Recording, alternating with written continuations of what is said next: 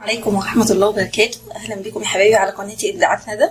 النهاردة إن شاء الله هقدم لكم فكرة حلوة جدا، وهي إزاي نقلي الباذنجان بتاعنا من غير ما يشرب زيت. طبعا إحنا عارفين أكتر حاجة بتشرب عندنا الزيت اللي هو الباذنجان الأسود ده. طيب أنا هقول لكم على طريقتي بقى في القلي بحيث إن هو ما بيشربش معايا زيت إن شاء الله. بيشرب حاجة بسيطة جدا، ما بيبقاش بقى إيه مغنخ زيت زي ما بنقليه بالطريقة العادية. أنا هوريكم الطريقة بتاعتي دلوقتي. أول حاجة طبعا هجيب عندي قطاعة عشان أوريكم تقطيع الباذنجان، لأن القلي الصح او انه ما يشربش زيت بيبدا من تقطيع الباذنجان.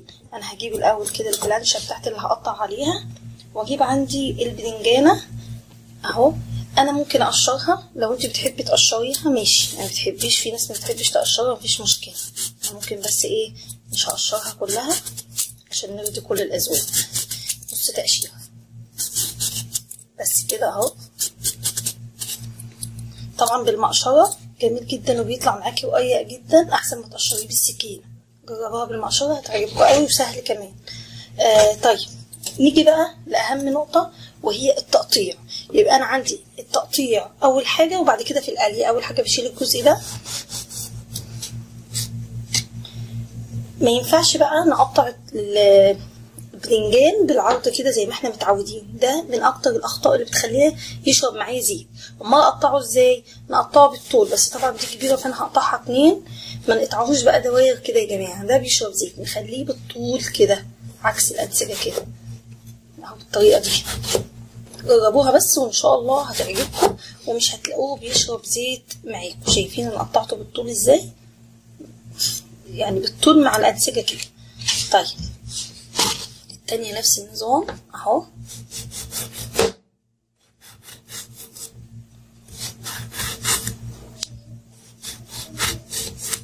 يبقى دي اول طريقة عندي، اول خطوة عندي ان انا بقطعه بالطول يا جماعة مش بالعرض. ده مش هيشرب، هيقلل كمية الزيت اللي هيشربها معايا. طيب هنيجي بقى دلوقتي عشان نشوف انا هقطع باقي الكمية اللي عندي، ونيجي نشوف بقى في القلية هنقليه ازاي عشان ما يشربش زيت. استنوني كده. انا قطعت بقى الباذنجان وحطيت الزيت يسخن معايا. تعالوا بقى على ما الزيت يسخن اقول لكم انا بعمل ايه بقى قبل ما اقليه. ممكن نجيب الباذنجان ونعمل فيه ايه، نحطه في صينيه ونرش عليه ملح، هيبتدي يطلع الميه اللي فيه. انشفه بقى قبل ما اقليه. طبعا الخطوه دي اختياري، لو انت مستعجله مش لازم الخطوه دي، لو انت هتعمليه من بدري ممكن تعمليه. انا طبعا دلوقتي هعمله بسرعه فمش هعمل الخطوه دي اختياري. الطريقه الثانيه بقى او انا بعمل ايه بعد كده. بتجيبي يا اما عندك شويه لبن حليب يعني، يا اما تجيبي عندك دقيق. الطريقتين بينفعوا جدا، بس انا بحب الدقيق عن اللبن. انا هجرب لكم الاثنين، بس انا بحب بصراحه الدقيق اكتر. نعمل ايه بقى؟ بنجيب الباذنجانه كده ونغمسها في الدقيق كده بس خالص وننفضها كده اهي. وما الزيت يسخن هنقليها، وهوريكم بعد ما تطلع ازاي ما هي شاربه زيت معايا خالص. عايزه اقول لكم بقى ان الزيت ده زي ما انا قلت لكم قبل كده، انا مخصصه زيت للباذنجان وللفلفل وزيت تاني للبطاطس. ده بيبقى في طاسه وده في طاسه، او مثلا لو انا هعمل سمك برضو في زيت للسمك، وخلص قلي السمك افضيه في اصفيه واحطيه في ازازه، وده يبقى زيت السمك عشان ما هضرش في الزيت عندي. اجرب لكم واحده بقى اللي هي باللبن. اخد واحده بس صغيره كده عشان تحط في الطبق. دي اللي باللبن اهي، اغمسها في اللبن كده واحطها في الزيت، وناخد اللي هي بالدقيق. انا عايزه بس ايه اوريكم الفرق بين التلاته، واحطها. وطبعا الزيت يبقى حامي معايا. ونجيب واحده بقى ايه تكون من تحت شويه عشان نحطها. دي مثلا ناخد دي اهي، دي الجزء اللي تحت ده، ناخد دي مثلا الجزء ده من اللي هو الجزء اللي تحت عشان اوريها لكم. دي من غير حاجه خالص، من غير دقيق ولا لبن. هنقليهم بقى واوريكم الفرق ايه بين التلاته لما نطلعهم. شايفين الجمال ناشف خالص ازاي. انا عايزه اوريه لكم خيوش ازاي.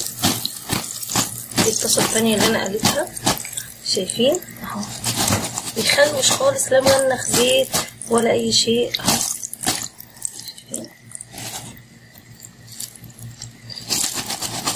مش خالص اهو من الدقيق، مفيش اي زيت ولا طري معاه، وجميل خالص. ان شاء الله تجربوه وتقولوا لي رايكم.